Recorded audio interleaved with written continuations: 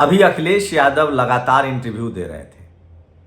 अंजना ओम कश्यप जो कि ब्राह्मण समाज की पत्रकार हैं, वो खुद अपना नाम अंजना ओम कश्यप लिखती हैं। वो अखिलेश यादव से सवाल पूछती हैं कि आप यूपी में सबके नेता क्यों नहीं हैं, आप पीडीए क्यों करते हैं। ये जातिवाद है। सोचिए, मैं ये तो जानता हूं कि जातिवाद, मनुवाद, ब्राह्मणवाद कितना खतरनाक है, और टीवी अखबार में बैठे मैं बार बार कह रहा हूं कि मीडिया एक अभेद किला है। एससी एसटी ओबीसी के लोग, जो एससी एसटी ओबीसी का जो समूह है, वो जुडिशियरी में भी 3 सुप्रीम कोर्ट में एससी जज हैं, वो इसरो में भी है और नासा में भी है, वो कॉलेज यूनिवर्सिटी में भी अब थोड़ा बहुत पहुंचने लगे एनएफएस करने के बावजूद। लेकिन मीडिया वो जातिवाद का अभेद किला है, जहां आज भी एससी एसटी ओबीसी का एक संपादक, एक पत्रकार या एक मीडिया मालिक नहीं है। जो इक्का दुक्का लोग हैं वो चुप चोरी से बगैर रिजर्वेशन पर बात करते हुए अपनी नौकरी कर रहे हैं। लेकिन सोचिए, आपके जो बहुजन नेता हैं, अगर उनका यही रवैया रहा और वो इतने ही नासमझ, या तो वो नासमझ हैं या उनको पता नहीं है या फिर वो उनके पास कोई एडवाइजर नहीं है। सोचिए, अंजना ओम कश्यप ने अखिलेश यादव से पूछा कि आप जातिवाद की राजनीति क्यों करते हैं, तो अखिलेश यादव की घिघी बंद गई, वो बैकफुट पर आ गया। और उनका वही पिछले वाला बयान कि मेरा घर क्यों धोया था। अरे सर, आपका घर धोना मनुवाद था, जातिवाद था, और एससी एसटी ओबीसी और पीडीए की बात करना जातिवाद नहीं है। सर, आप इतनी बात क्यों नहीं जवाब देते हैं। जैसे ही अखिलेश यादव से पूछा कि आप पीडीए मतलब आप क्या बाकी हिंदुओं के नेता नहीं, ये कह रहे नहीं, मैंने माता प्रसाद पांडे को बनाया है। आप सोचिए कि एक तो ये जो जातिवादी मनुवादी पत्रकार हैं, इनको पता ही नहीं है कि एससी एसटी ओबीसी जातिवाद के खिलाफ लड़ाई है। इस देश में मनुवादी जातिवादियों ने लाखों जातियों में लोगों को बांट दिया। ओबीसी में 4000 जातियां हैं, एससी में 1200-1500 जातियां हैं, एसटी में हजारों जातियां हैं। बाबा साहेब ने इन जातिवाद को खत्म करने के लिए, जातियों को खत्म करने के लिए हमें एक संवैधानिक नाम दिया, जिसका नाम है एससी एसटी ओबीसी। न तो इसका धर्म से कोई मतलब है, न जाति से मतलब है। आप कुर्मी हैं, कुशवाहा हैं, यादव हैं, आप विश्वकर्मा हैं, निषाद हैं, आप प्रजापति हैं, तमाम जातियां हो सकते हैं। आप ओबीसी हैं, आप रविदास हैं, आप पासवान हैं, आप रजक हैं,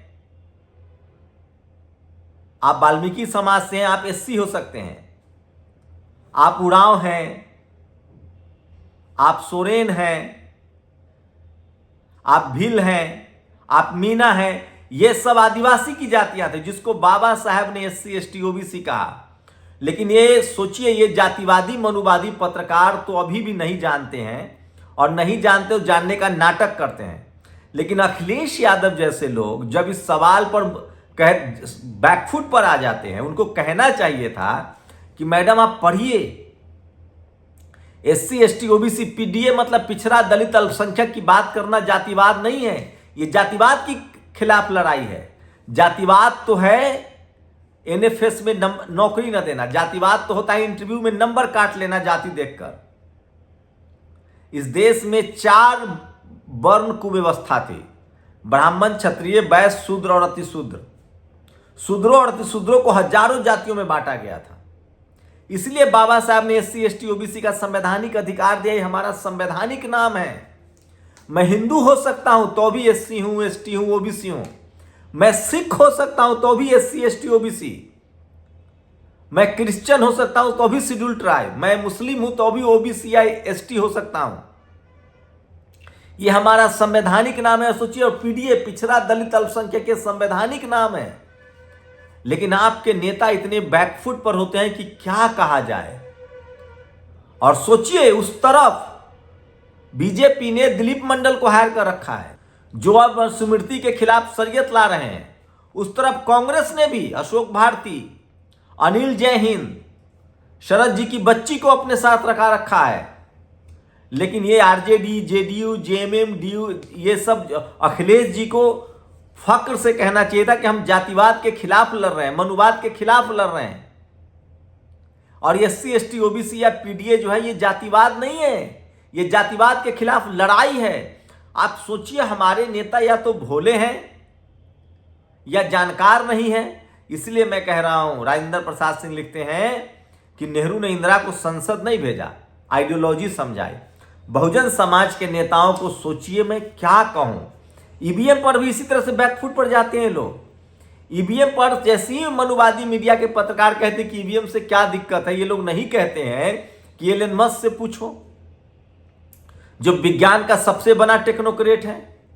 वो लोग लॉजिक देता है कि ईवीएम लूट, पहले बैलेट पेपर लूट होता था। इनसे पूछो कि क्या अगर बैलेट पेपर लूटोगे तो 2, 4, 10 लूटोगे, प्रशासन है। ईवीएम से तो सारा वोट ट्रांसफर कर लोगे। जैसे कोई 10 करोड़ रुपए लूटना चाहे बैंकों में, तो 10 बैंक लूटना पड़ेगा। अकाउंट से ऑनलाइन ट्रांसफर कर ले 10 करोड़। मतलब मैं तो कई बार ताज्जुब करता हूं कि ये लोग सोशल मीडिया ही नहीं देखते हैं, नेशनल दस्तक ही देख लिया करो। मैं फिर कह रहा हूं Akhilesh ji, SC ST OBC की बात करना जातिवाद के खिलाफ लड़ाई है, और इन जातिवादी मनुवादी मीडिया के चक्कर में मत पड़िए आप। नहीं तो ये लोग जवाब ही नहीं दे पा रहे। कम से कम मीडिया देखकर प्रवक्ता रखना चाहिए।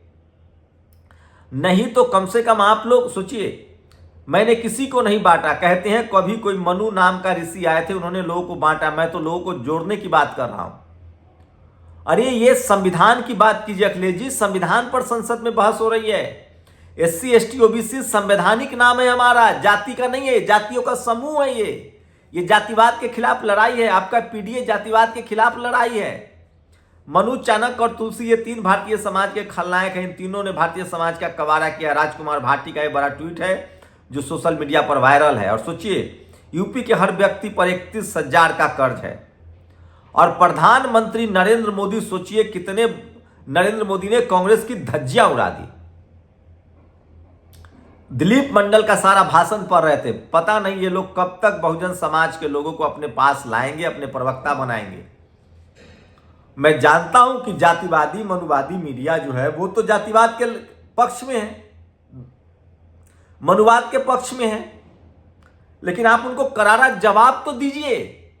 आप लोग अगर अखिलेश जी के समर्थक हैं, तेजस्वी यादव के समर्थक हैं, हेमंत सोरेन के समर्थक हैं, किसी भी बहुजन नेता के समर्थक हैं, तो जरूर इनको ये वीडियो भेजिए कि सर SC ST OBC की बात करना, PDA की बात करना, MI समीकरण की बात करना, SC ST सोशल जस्टिस की बात करना, ये जातिवाद नहीं है सर।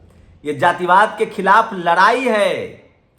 जातिवाद धर्म के आधार पर बीजेपी राजनीति करती है, कांग्रेस राजनीति करती है। SC ST OBC की बात करना संवैधानिक अधिकार है, यह संवैधानिक मूल्य है, संविधान की बात है। बाबा साहेब ने जैसे वर्ण कुव्यवस्था में ब्राह्मण क्षत्रिय वैश्य शूद्र, शूद्र को ब्राह्मण क्षत्रिय वैश्यों को अधिकार था, उसी तरह से बाबा साहेब ने SC ST OBC को संवैधानिक अधिकार दिए हैं। आप लोग प्लीज कम से कम इतना कमजोर मत कीजिए इस लड़ाई को, इस संविधान को। थोड़ा सा पढ़िए सर, इन जातिवादी मनुवादी मीडिया को जवाब दीजिए। नहीं तो नेशनल दस्तक ही देखिए, कुछ अच्छे प्रवक्ता रखिए। अब तो सोशल वामसेफ को सुन लीजिए। अब तो SC ST OBC के लोग हर दल के पक्ष में लिख रहे हैं। आप सपा में है तो तमाम राजकुमार भाटी से बात कर लीजिए। SC ST OBC PDA जातिवाद के खिलाफ लड़ाई है। आप लोग पता नहीं टीवी एंकर के सामने क्यों बात नहीं बोल पा रहे हैं। ये टीवी आपसे है, आप टीवी से नहीं है। ये टीवी अखबार आपके खिलाफ है। हमें नए मुलायम सिंह यादव के खिलाफ था, लालू यादव के खिलाफ था, हेमंत सोरेन, शिबू सोरेन के खिलाफ थे ये लोग। ये सोशल मीडिया का दम है। आपके समर्थकों की वजह से अब ये टीवी वाले आपके नेताओं को भ्रष्ट नहीं कहते हैं, तो पहले भ्रष्ट कहते थे। अब ये लोग जातिवाद के नाम पर ईवीएम का समर्थन करते हैं और जातिवाद के नाम पर रिजर्वेशन के खिलाफ लोग रहे हैं। ये तमाम मीडिया चैनल 90 में OBC रिजर्वेशन के खिलाफ कैंपेन चलाते थे, लेख लिखे जाते थे। आज जब SC ST OBC के लोग जगे हैं तब ये रिजर्वेशन बोलना बंद किए हैं, उसके खिलाफ नहीं बोलते हैं। लेकिन जातिवाद के नाम पर ये रिजर्वेशन का ही विरोध करते हैं ये लोग। आप लोगों से हाथ जोड़कर गुजारिश है कि कम से कम एक मीडिया सेमिनार करिए, आप लोग अपना वर्कशॉप करिए और इन जातिवादी मनुवादी मीडिया को करारा जवाब दीजिए, चाहे वो ईवीएम हो, चाहे जातिवाद हो। ये लोग, अब आप NFS पर बात कीजिए, नॉट फाउंड सुटेबल कहा जा रहा है। वो छोड़ दीजिए घर धोया कि नहीं धोया, मंदिर में जाने दिया कि नहीं दिया, इंटरव्यू में नंबर काटे जा रहे हैं, एनएफएस किए जा रहे हैं, कैबिनेट सेक्रेटरी नहीं है, जुडिशियरी, मीडिया, आप पूछिए उनसे कितने एंकर है, कितने रिपोर्टर्स हैं, कितने मीडिया मालिक हैं, उनसे पूछिए कि 10% लोगों के पास 90% संपत्ति कैसे है। और जाति जनगणना संवैधानिक अधिकार है। आप लोग अगर समर्थक है किसी बहुजन दल के तो जरूर ये वीडियो उनको भेजिए। शुक्रिया। नेशनल दस्तक की आपसे गुजारिश है कि अगर इसको बचाना चाहते हैं तो नेशनल दस्तक को सब्सक्राइब करने के लिए रेड कलर के सब्सक्राइब बटन को दबाएं, फिर बेल आइकन की घंटी दबाएं। नेशनल दस्तक को बचाने के लिए बहुत जरूरी है कि हर खबर को शेयर करें, लाइक करें, कमेंट जरूर करें।